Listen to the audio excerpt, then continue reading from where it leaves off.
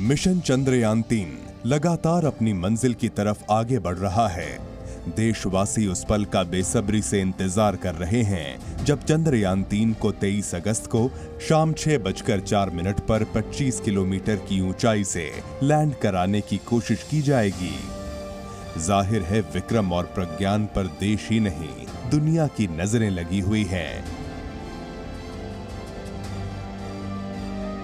इसरो के मुताबिक चंद्रयान-2 मिशन के ऑर्बिटर और चंद्रयान-3 के लैंडर के बीच संपर्क स्थापित हो गया है। टू वे कम्युनिकेशन के होने के बाद ऑर्बिटर ने लैंडर से कहा, स्वागत है दोस्त। हालांकि अभी तक सब कुछ सामान्य है, फिर भी चंद्रयान-3 के लैंडिंग मॉड्यूल का लैंडर विक्रम आखिरी वक्त में किसी भी गड़बड़ी में बिना हड़बड़ी के सफल होने के लिए तैयार है। प्रोपल्शन मॉड्यूल तो चंद्र की कक्षा में घूमता रहेगा और साथ में उसके साथ जो लैंडर मॉड्यूल है जिसको कि हम सॉफ्ट लैंडिंग कराने की कोशिश कर रहे हैं, तो वह 17 अगस्त को लगभग 157 बाई 167 किलोमीटर की कक्षा में था। वो अभी 113 बाई 113 की ऑर्बिट में घूम रहा है और उसको 100 बाई 30 किलोमीटर की ऑर्बिट में जाने के बाद 23 अगस्त को 30 किलोमीटर की ऊंचाई से वह नीचे की ओर प्रयाण करेगा। इसरो के मुताबिक इस वक्त मिशन का लैंडर मॉड्यूल चांद से न्यूनतम 25 किलोमीटर ही दूर है। चंद्रमा के लगातार चक्कर लगा रहा है, लेकिन आखिरी के 17 मिनट 32 सेकंड के टेरर से निपटने के लिए इसरो इस बार पूरी तरह तैयार है, क्योंकि यही वो आखिरी 17 मिनट 32 सेकंड होंगे जब लैंडर और रोवर को इसरो के कंट्रोल रूम से कोई कमांड नहीं दी जा सकेगी। 17 मिनट्स ऑफ टेरर जिसको बोलते हैं, उस प्रकार की जो हमारे लिए क्रिटिकल हो या भयावह कह सकते हैं वो है, क्योंकि उसमें कोई भी गलती की संभावना भी रहती है। जैसा कि आपको पता है कि यहाँ बैठे बैठे हम पूरा वो कर रहे हैं, कंट्रोल कर रहे हैं लैंडर को नीचे उतारने का, तो उसमें कहीं अगर कुछ त्रुटि रह गई हो, जो कि ऐसी संभावना काफ़ी कम है, बट फिर भी स्पेस आखिर रिस्की बिजनेस है, तो उसमें कुछ हम कह नहीं सकते। कोई भी सिस्टम में अगर माल फंक्शनिंग होता है, कुछ और प्रॉब्लम डेवलप होता है, बट इस बार हमने ये ध्यान रखा है कि हमारा जो डिज़ाइन है वो पूरा फेलियर को ध्यान में रख किया गया है। लैंडर विक्रम को अपनी सुरक्षित और सफल सॉफ्ट लैंडिंग के लिए खुद ही कुछ काम करने होंगे, यानी लैंडिंग के आखिरी 17 मिनट 32 सेकंड के वक्त सारी जिम्मेदारी लैंडर विक्रम के कंधों पर होगी। इस समय सही ऊंचाई, सही मात्रा में फ्यूल का इस्तेमाल लैंडिंग के लिए करना होगा। चंद्रमा पर सफलतापूर्वक लैंडिंग करने के 2 घंटे बाद प्रज्ञान रोवर विक्रम लैंडर से बाहर निकलेगा और चांद की सतह पर जानकारी जुटाएगा। लैंडिंग के दौरान बड़ी मात्रा में उड़ने वाली धूल के कारण सेंसर भ्रमित हो सकते हैं, इसलिए प्रज्ञान रोवर 2 घंटे बाद विक्रम लैंडर से बाहर निकलेगा। चांद पर किसी भी तरह का जीपीएस नहीं होता है। इस स्थिति में अंतरिक्ष यान किसी सतह पर उतरने के लिए सैटेलाइट नेटवर्क पर भरोसा नहीं कर सकते हैं। इसका सीधा अर्थ है कि विक्रम लैंडर को खुद से ही सभी चीजों की गणना करते हुए सॉफ्ट लैंडिंग करनी होगी। दरअसल लैंडिंग से पहले 3,84,400 किलोमीटर की मुश्किल यात्रा को भी समझना जरूरी है। इतनी लंबी यात्रा के दौरान कहीं भी मशीन के असफल होने की संभावनाएं बनी रहती हैं। एक वजह यह भी है कि पृथ्वी पर वापस लौटते वक्त अंतरिक्ष यान ग्रह के घने वातावरण पर निर्भर रह सकता है, यानी इसकी मदद से यान को जरूरी घर्षण मिलता है और वह सुरक्षित तरीके से उतर सकता है। ऐसे में चांद पर लैंडिंग के वक्त प्रोपल्शन सिस्टम ही यान की मदद करता है। अगर आसान भाषा में समझें तो यान को अपने साथ काफी ईंधन ले जाना होगा ताकि वह लैंडिंग के दौरान रफ्तार को कम कर सके।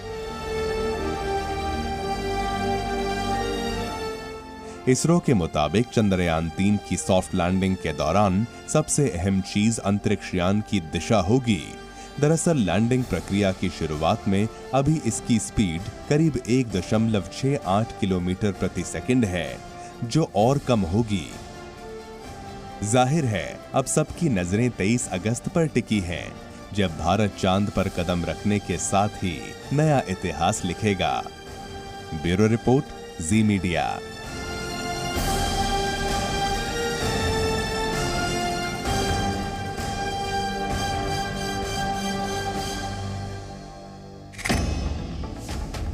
हमें चांद पे जाने से क्या मिलेगा? ये जानना चाहता हूँ कि चंद्रयान 3 क्यों जरूरी है। मेन चीज़ थी कि हम चंद्रमा के बारे में एक ज्ञान हासिल करें। वो ज्ञान है कि उसकी सतह की कंपोजिशन क्या है, उसके भीतर का जो स्ट्रक्चर है उसके बारे में हम कैसे जान पाएंगे, और चंद्रमा के आसपास जो एक बहुत ही महीन, बहुत ही विरल वातावरण जो पाया गया है, जबकि हम अब तक समझते थे कि चंद्रमा के आसपास जो है एकदम टोटल वैक्यूम है, वहाँ हवा नहीं, कुछ नहीं है, लेकिन एक बहुत ही महीन वातावरण है। तो उसके अध्ययन के लिहाज से भी जो है इंस्ट्रूमेंट्स थे। Lift off normal. Here we have a majestic lift-off of LBM-3M4 rocket carrying India's prestigious Chandrayaan-3 spacecraft. Chandrayaan 3 की कामयाबी भारत को एक प्रमुख अंतरिक्ष महाशक्ति के रूप में स्थापित करेगी। अमेरिका और रूस के बाद चीन चांद पर जाने वाला तीसरा देश है। चीन का अंतरिक्ष यान 2019 में पहली बार चांद पर उतरा था। भारत मिशन चंद्रयान 3 के तहत चांद पर सॉफ्ट लैंडिंग में सफल रहा तो इसमें महारत हासिल करने वाला चौथा देश बन जाएगा। रूसी स्पेस एजेंसी का लूना 25 स्पेसक्राफ्ट क्रैश हो गया है। भारत के चंद्रयान 3 के साथ ये चांद के दक्षिणी ध्रुव पर पहले पहुंचने की रेस लगा रहा था। रूस ने 1976 के सोवियत संघ के दौर के बाद पहली बार अपना चंद्र मिशन भेजा था। अब जब रूस इस रेस से बाहर हो गया है तो इसका सबसे बड़ा फायदा भारत को मिलने वाला है। हालांकि चंद्रयान 3 को लेकर इसरो लगातार एहतियात बरत रहा है। इसरो का प्लान बी भी तैयार है। चंद्रयान 3 के लैंडर मॉड्यूल को लेकर कोई भी फैक्टर तय पैमाने पर नहीं रहा तो चांद पर यान की लैंडिंग 27 अगस्त को कराई जाएगी। चंद्रयान के चांद पर उतरने से 2 घंटे पहले लैंडर और चांद की स्थिति का जायजा लेने के बाद ही ये फैसला लिया जाएगा। अगर कोई हमको ऐसा आपत्तिजनक लगता है तो हम लैंडिंग को पोस्टपोन करके 27 अगस्त को करेंगे। तो उसके लिए भी हमने पूरा सावधानी बरती है और उसके लिए जो भी कार्य करना है, वो जो सब प्रणाली है वो सब भी तैयार रखी है। तो हम जो मोस्ट प्रोबेबली हम 23 अगस्त को ही उत्तरायण करेंगे, अन्यथा 27 अगस्त को। और दरअसल धरती से चांद का एक हिस्सा दिखता है और जो नहीं दिखता है उसे साउथ पोल या मून का डार्क साइड भी कहते हैं। नेहरू प्लानिटेरियम के अधिकारियों का कहना है कि चंद्रयान 3 की यह कोशिश है कि यह इस डार्क साइड में उतरकर इसके छिपे राज को जान सके। इससे पहले चांद पर अमेरिका, चीन, रूस का भी स्पेसक्राफ्ट नहीं उतरा है। इसी साउथ पोल में जा रहे रूस के लूना 25 स्पेसक्राफ्ट का सफर रविवार को खत्म हुआ जब ये क्रैश हो गया। अब अगर चंद्रयान 3 मिशन सक्सेसफुल होता है तो भारत चंद्रमा के साउथ पोल पर उतरने वाला पहला देश बन जाएगा। भारत के इस मिशन की सफलता नासा समेत दुनिया की स्पेस एजेंसियों के काम आ सकती है। चांद का दक्षिणी ध्रुव इसलिए खास है क्योंकि यहाँ पर पानी मिल सकता है। चंद्रयान मिशन इसकी और बेहतर तरीके से पुष्टि कर सकेगा। दुनिया की स्पेस एजेंसियां यहाँ पर अपना बेस बनाना चाहती हैं। ऐसा इसलिए क्योंकि यहाँ पानी के साथ साथ दुर्लभ खनिजों का विशाल भंडार है जो पृथ्वी पर ऊर्जा बनाने में महत्वपूर्ण भूमिका निभा सकता है। इसके अलावा यहाँ पर बस्तियां बसाने के पीछे मंगल ग्रह है। मंगल ग्रह और चंद्रमा दोनों ही निर्जन हैं। मंगल क्योंकि एक ग्रह है इसलिए वैज्ञानिक यहाँ जीवन की संभावना ज्यादा देखते हैं। पिछले 7 दशकों की बात करें तो 111 चंद्र मिशनों में से 62 सफल रहे, 41 असफल रहे और 8 को आंशिक सफलता मिली। अब फेलियर वाली लिस्ट में लूना 25 का भी नाम जुड़ गया है। चंद्रमा पर पहला मिशन पायनियर 0 17 अगस्त 1958 को अमेरिका ने लॉन्च किया था। यह मिशन असफल रहा था। उसी साल यानी 1958 में ही यूएसएसआर और अमेरिका ने 6 और मून मिशन लॉन्च किए थे, लेकिन सभी फेल हो गए। 2 जनवरी 1959 को यूएसएसआर के लूना 1 को आंशिक सफलता मिली। ये इतिहास का पहला मून फ्लाईबाई मिशन था। जुलाई 1964 में अमेरिका की ओर से लॉन्च किया गया रेंजर 7 चंद्रमा की नजदीक से तस्वीरें लेने वाला पहला मिशन था।